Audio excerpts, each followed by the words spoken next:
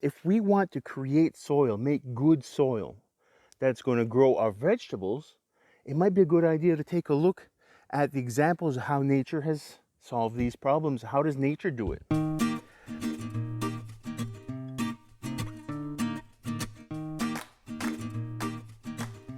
If you look at a forest, there's a lot of biomass, there's a lot of fertility, there's a lot of big plants, there's a lot of things going on. The soil is growing all kinds of things, but nobody's tilling this, nobody's managing it, nobody's fertilizing it.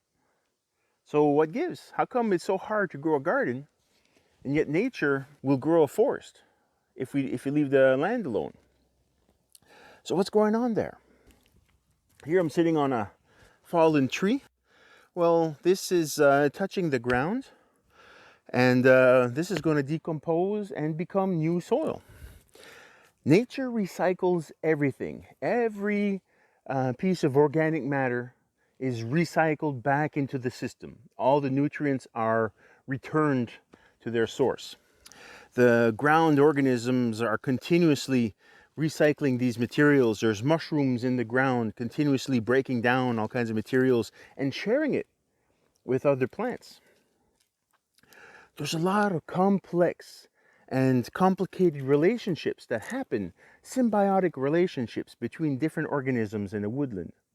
The birds that live in it and spread seeds everywhere, conveniently packed in a little bundle of fertilizer. These relationships have been there from the beginning of time. So in our garden, if we keep the ground mulched, we're not going to lose so much water.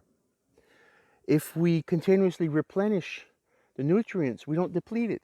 And it's letting the soil life do the job that it's meant to do.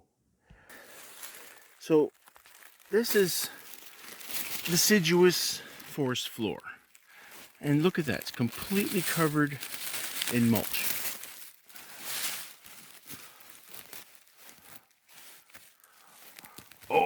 Oh, I think I found some sand. Yeah, here we go. So this is ground layer. There's this much mulch before we even find the ground. So this is what nature does.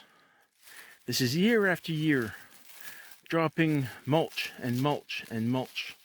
And this creates a remarkably absorbent material that that retain nutrients and moisture and create a very rich environment to grow in.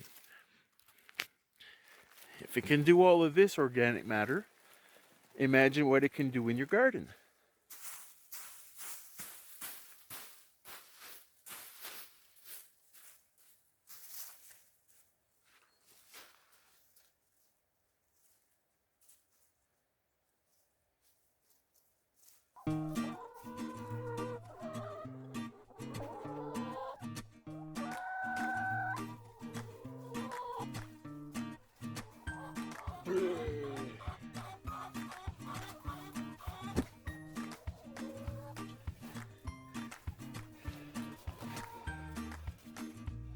Primo stuff, but at first it's a little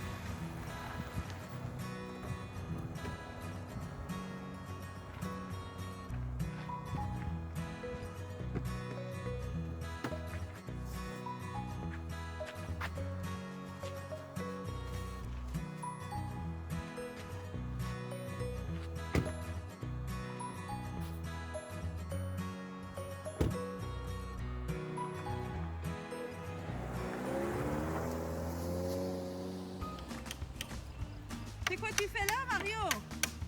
Voilà, j'ai en train de raccommoder une drôle de... une compost bin raccommoder à la homemade, là, on va dire. So ouais, on a pris des vieilles palettes, sont pourries, c'est rien, pas pour rien, anyways. Mais au moins, ça va faire deux bins, on va en remplir une au temps qu'on peut, puis là, plus tard, au printemps, on prendra celle-ci, on brassera tout, on le mettra là. Ça va le réchauffer bien. Puis là, on remplira cette bin back-sit avec d'autres choses qu'on trouve alentour. Ouais, j'ai ramassé des ingrédients. Ici, on a des feuilles, on a du foin puis de la cochonnerie qu'on a ramassé des jardins, là, de mauvaises herbes. Ben, nous autres, ça pousse gros de la mauvaise herbe. Il y a des restants là, ça, c'est des restants des citrouilles. Ici, c'est du stuff qui était dans le freezer, puis comme on a oublié de le mettre dans le compost, là, ça fait une couple de jours c'est dans le soleil, là, ça fait tout là, c'est dans le soleil, là, ça comme... C'est pas hâte de rouvrir ça, là. Puis là, on a du comfrey. Puis en plus de ça, dans tout ça, j'ai aussi du charcoal, du bois brûlé. Puis ici, qui a tourné bien rouge, là, puis tout tourné en charbon, là. On va tout prendre, puis on va tout écraser ça. Au-dessus, ici, on parle de biochar. C'est ça que c'est, du biochar, c'est du charbon comme ceci, du matériel naturel qui est carbonisé. Puis ça fait beaucoup de surface pour que les petites bactéries puis les nutriments puis ça se colle sur ça. Puis comme ça, quand tu mets ça dans ton compost, ça s'active plein de biologie. Puis c'est pas rien que du charcoal, on sait de ça, là c'est du biochar parce que c'est plein de biologie. Puis on va mettre ça dans le compost, puis ça va tout ramasser la bonne biologie, puis mec, on est pas ça dans le jardin, puis on va inoculer nos jardins avec toutes les bonnes bactéries que ça prend pour faire bien pousser nos légumes.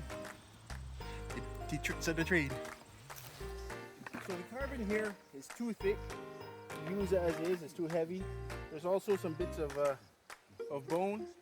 It's all carbonated and kind of burnt and stuff. It's loaded with calcium, carbonates, and all kinds of things, seashells and things. You know, so we got lots of carbon and other minerals. And but we got to crush this in order to make it a more surface area. These are too big. So.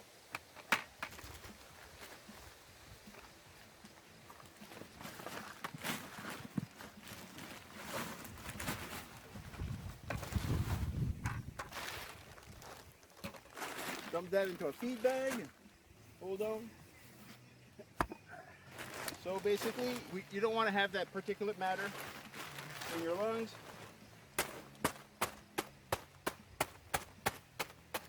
So just put it in the bag and crush it.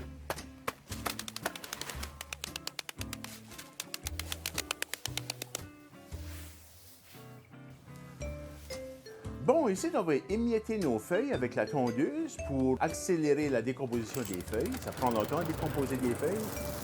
Hey, Mario, t'as oublié quelque chose? C'est ça.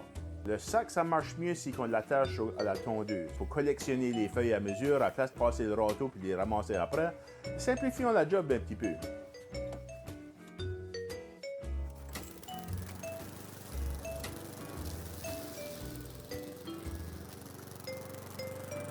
Si vous faites du compost régulièrement, ça vaut la peine d'avoir une tondeuse avec un sac pour collecter les feuilles, le foin, tous les matériels que vous voulez émietter, puis rapetisser tout petit pour faire votre compostage. C'est ça l'outil de choix.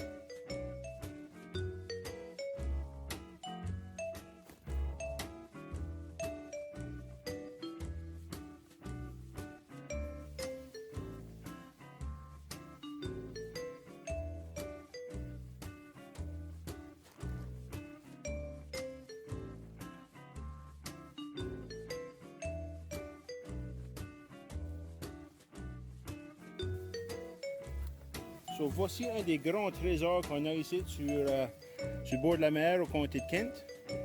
Ça, c'est des austères, du seaweed. In English, we call this eelgrass. You collect this on the beach. Tu ramasses ça sur la plage. Puis, and this is it's full of nutrients. It's great stuff. It's an amazing ingredient to add to our compost we have access to here in Kent County.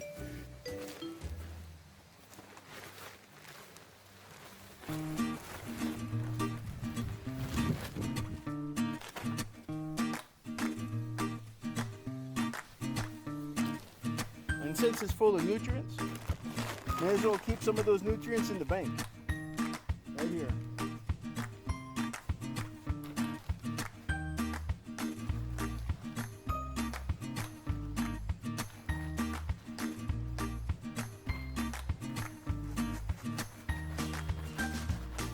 Go.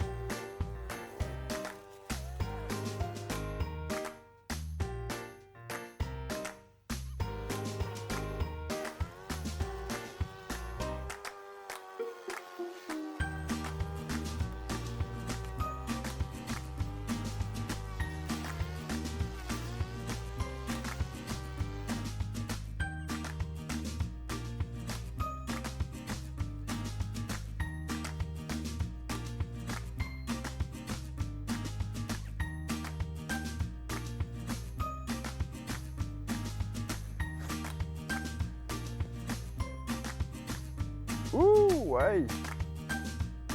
Check ça.